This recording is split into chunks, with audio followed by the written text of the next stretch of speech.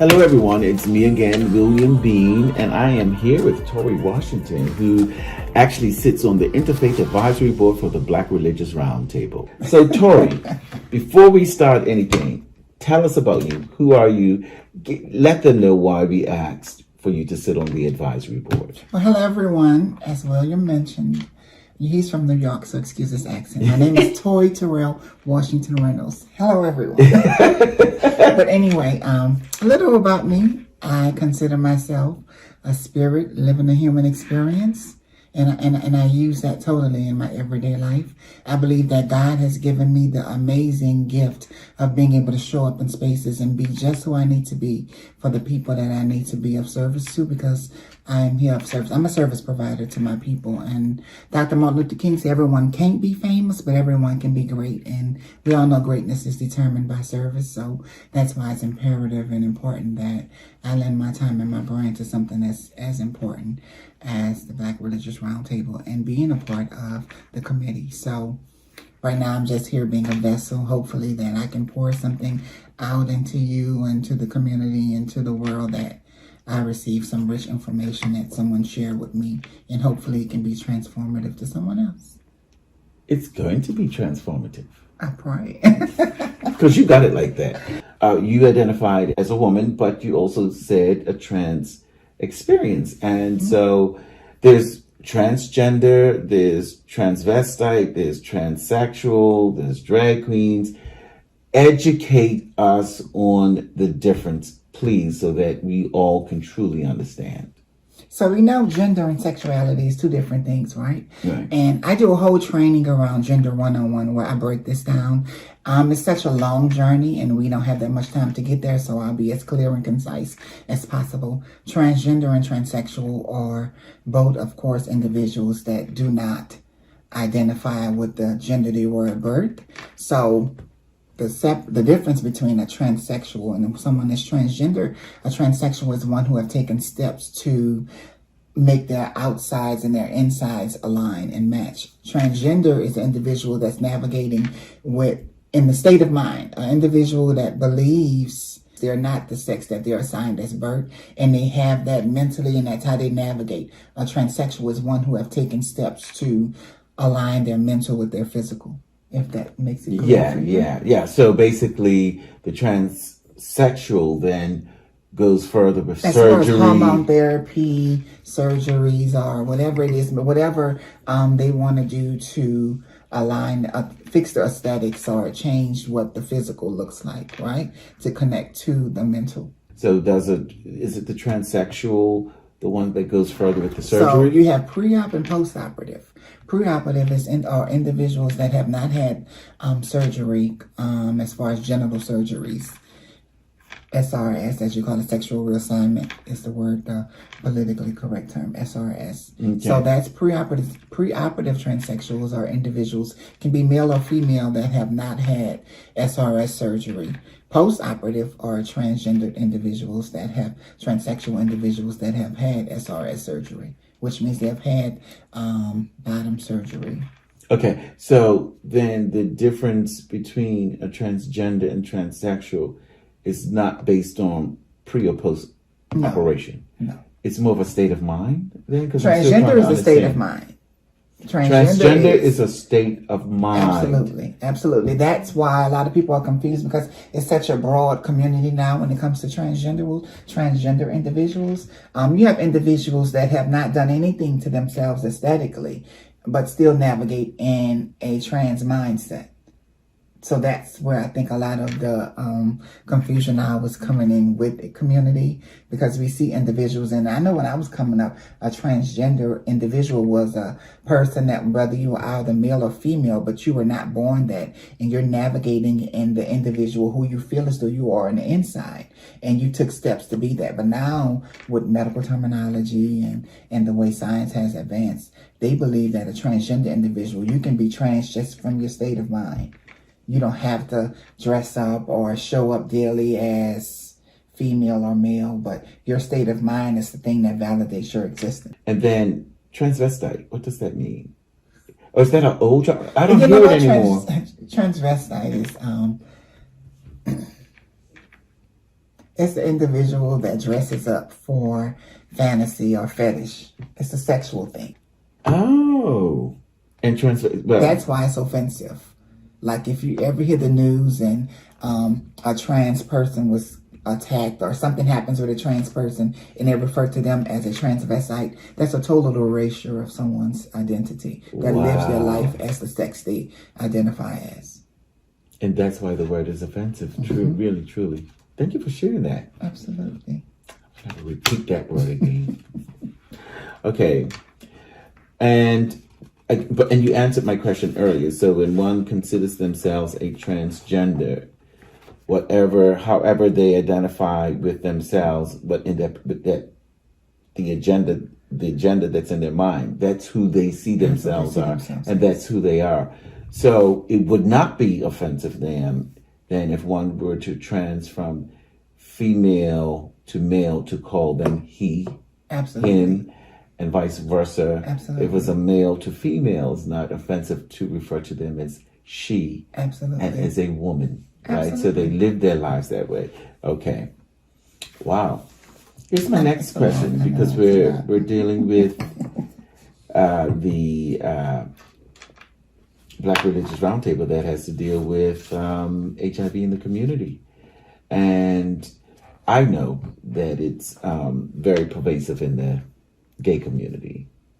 So, and nowadays with the advancement of medicine, right, it's no longer a death sentence.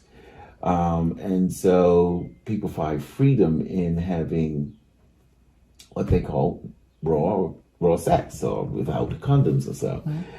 So, and that's just the reality of it. I hate to be so blunt, but that's what it is.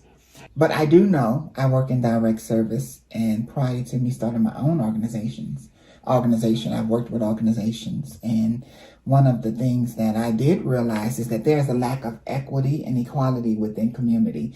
And I know a lot of individuals that were negative, right? And there were no services that were available. There was no housing, and if you were negative, you will go and you get your test, and your test comes back negative. They didn't provide any education, which I call wraparound service. They didn't provide that. But for the individuals that did come back positive, they will now enlist and enroll you in a program, and you will be able to get housed and all of the different resources that were available for individuals that were positive, PLHW, people living with HIV, right? So there were resources that were available for those individuals, but the individuals that tested positive, there were not no resources for them. So that kind of left a disdain, and that left individuals feeling like, okay, well, my life has no value unless I'm positive, because my life does not matter now because I'm not a number. So I saw some individuals not intentionally getting it, but I guess they were more careless with their actions. It no longer was something that they were afraid of or something that they feared, and it wasn't something that they didn't fight now to protect. If it happened, they felt like, okay, well, now I will be okay because they didn't care about me when I was negative. So now that if I do test again and I'm positive, I would have resources now, because there's resources that are readily available for trans individuals that are positive, more than that, and more than the resources that are available for individuals that are negative. Wow, I didn't know that aspect of it. Thank you for sharing that and making it clear. Because it's the medicines are so powerful, should one contract the virus, then it's not a death sentence, so it's not as scary, which means that our language and our message, even with the Black Religious Roundtable, can't be gloom and doom and death. No, it can't be. So there's a different mindset about the messaging, right? The messaging. How we can control the messaging. Yeah. What that message would be. Transparency. I think we have to be honest. If we see possibility models, that's with anything in life. If you see individuals that are positive and they're honest about that, and we cannot veer away from that when it comes to religion. We have individuals that are on the pulpit that are positive, but they're not being transparent about that. and they're not being true in their leadership. If you was to see individuals that are positive and they're still successful and they're still thriving, that would reduce that stigma that's connected to it. Because at the end of the day, that's the goal of this conversation and many others, to reduce the stigma that's connected to HIV. Because we know if you take care of yourself and do the things that you need to do, you can live a long, progressive life. But if we see individuals that carry that message and navigate in that truth daily, it's more of an inspiration. So transparency is the thing that's needed. Thank you for saying that. And that's going to lead to my next question for you. So transparency is needed. And so that becomes a part of our module. But it becomes a part of our module for the Black Religious Roundtable. So there are going to be discussion groups that are going to be had, and persons like you will lead that discussion. And so in leading that discussion, then one of the basic premises or the basic premise would be transparency, right? And vulnerability, and speaking truth, right? So we lead through example, right? So, and then in reaching out to the various organizations and communities that are going to be in receipt of the funding, right?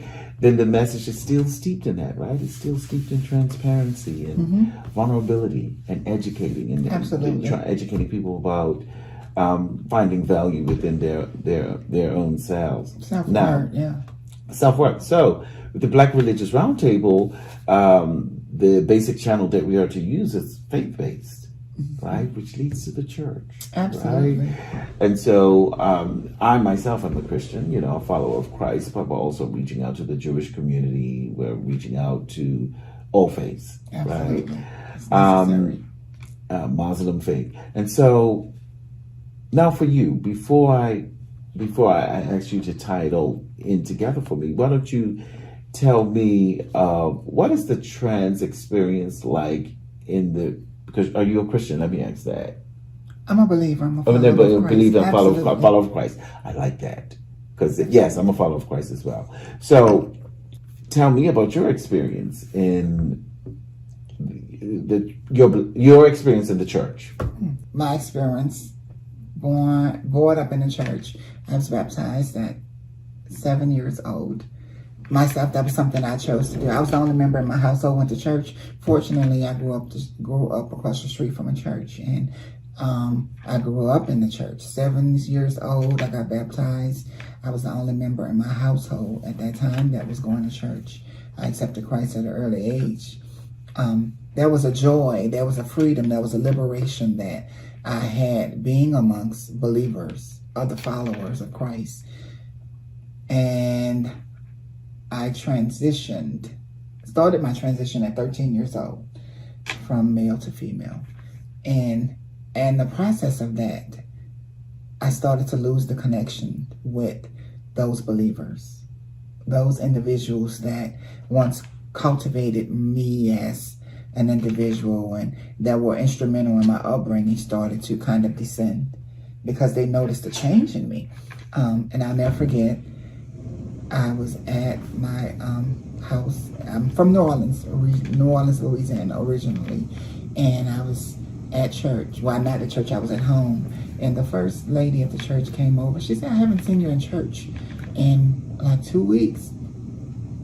I'm like, yeah, I've just been, processing some things. So I had some personal things that I was dealing with because I didn't look like other males. There was no terminology back then to affirm who I was or affirm my womanhood. So I'm just thinking that I'm just going through this process, this thing that nobody else has ever went through. So I needed time to really deal with that so it can make sense for myself, because if it doesn't make sense for you, it's not going to make sense for no one else. And I understood that at an early age. So I was pulling myself away and, not doing well in school and things of that nature because I just wanted to be away from everyone. And she came over to the house. She said, I haven't seen you in church in a few weeks. I'm like, no, I've just been dealing with some stuff, working on some things of that nature. At a young age, I've always been able to advocate for myself. And she said, well, I kind of can see the road that you're going down. And I pray that God gives you no peace with this decision that you have made. I said, okay. I said, well, that's very fond coming from a woman of God, but thank you and God bless you. And that's how I ended the conversation. And from that age, I'm not going to say church. Some people say they experienced church. That wasn't what that was for me. But that was my introduction to understanding that the path that I had identified, or that I would later identify, that I would kind of go down alone. And that was the introduction to the conversations that a lot of trans and gay individuals have within members of the church. There's a lack of acceptance. There's a lack of tolerance, even though I don't dwell in that word, tolerance. And if you're not providing a service, or if you're not being of use, there's no need for you to be in a service. There's no need for you to be in church. So for me, I experienced that first experience when I was 13 years old. I went to church after that a few times, but it wasn't nothing really. I never made a church my home.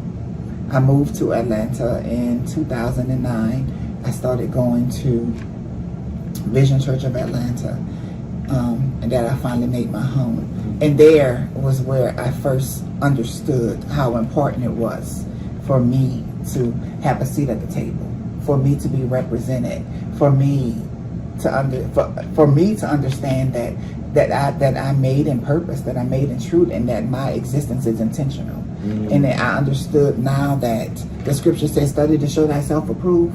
And when I joined that church, I started to do my own research. I started to understand how the scripture speaks to me. So that to me was that groundbreaking moment in my life where I understood how religion and sexuality are connected. Because I understood that I'm a spirit living a human experience. Right. Absolutely. My spirit worship God, not my flesh. Wow. And that's going to be important as we engage the faith community. And of course, there's a lot of biases out there, right? Absolutely. Particularly for the LGBTQ communities at large, even though I detest that acronym. It gets bigger every week because within that acronym they have identified that they have left certain members out. So now you have queer individuals. Queer has been a part of it, but you have individuals that are intersex.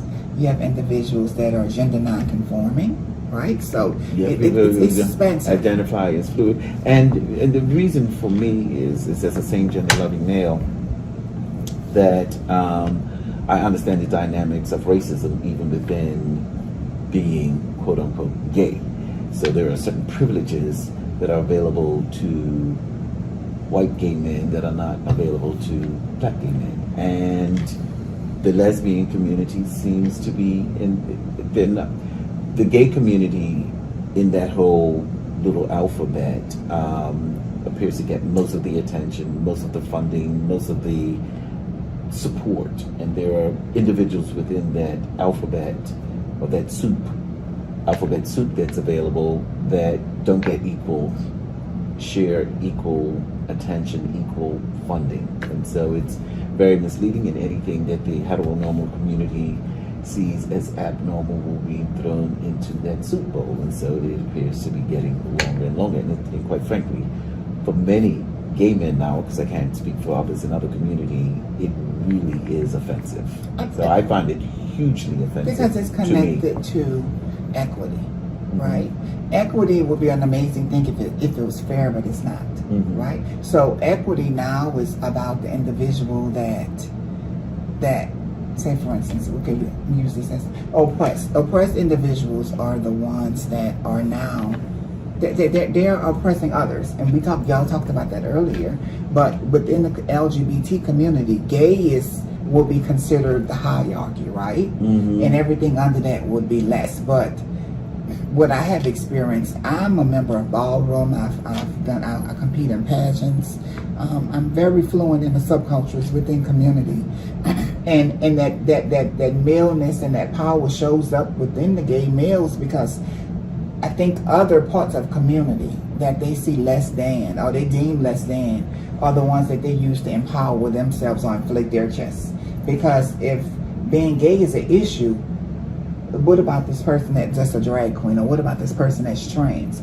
You're now normalized because this other person is deemed more likely to be successful or less than you are. So in that moment, you have a level of power that you would not have in normal basis, but because you're connected to people that will be considered by society less than you, there's a lack of equity within this particular part of community. Yours is now elevated, if that makes sense. But even for, like you mentioned, for funding purposes, at one point, trans individuals were not recognized when it came to data. You know, I would advocate when I would go to town hall meetings. I would say, well, trans community, members of trans community need this. Trans community, we need housing, we need resources. Well, we don't see any of this because a lot of the data that was showing up would have trans individuals connected to male data. So there was no representation of this community so they can be accounted for and so they can be a part of the resources that were provided. Because at one point in time, trans data was connected to male data. So there's a whole lot of misconceptions out there, enough to float around, where it can make our job with the Black Religious Roundtable difficult, particularly as we go out and enlighten and educate and teach. There's a lot of ignorance, and I don't mean that negatively, but meaning that lack of information. There's a lot of ignorance out there. How do you show up in a way that, as we're educating and enlightening those communities, how do you show up? You show up physically? Yeah, by being my authentic self, right? I'm an advocate in community. I'm there. There's pretty much not an event or a part of community that you can go to that I have not been a part of, or I don't normally liaise. Like I mentioned, when it comes to advocacy and activism, I'm a part of that. Ballroom pageantry, I'm a part of that. When it comes to interfaith communities, I'm a part of that. And I think the most important thing about that is individuals and people that I have connected or impacted understand that I'm an advocate. I'm a true warrior for community. And we have individuals that have these platforms, but they're not intentional with their desire for community. And I think that's most important. If we're going to be intentional and make sure that individuals receive the information and knowledge that we're giving them, everybody that's a part of the collective needs to be present. They need to be transparent, and the community needs to know that they have their full support and buy-in. It has to be a genuine attempt. Right. I agree. Now, should they need to or want to get in contact with you specifically, tell us about the organization that you have. Do you have any web presence, anything on any social media? As I mentioned earlier, I'm the executive director of the Trans Women of Color Healing Project. You can find me at www.twochealingproject.com, www.twochealingproject.com. You can also find me on Facebook, same name, TWC Healing Project, Instagram, TWC Healing Project, and Twitter, Healing Project on Twitter. It's the Healing Project. So I'm there. I'm available. My resources are present on the website. So if you have any questions, if there's anything that I can do to specifically support anyone, I'm here. That's what my role is. Thank you for sharing. But you're going to be back. We're going to do more of this. Would you come back? Absolutely. Okay, and do more of this. And so we're eager to get this out and educate others on the advisory board. And so we'll be speaking to other members about different topics as well. So thank you so much for tuning in. This is not the end. Thank you for being a part of this movement. You are valued. The Black Religious Roundtable.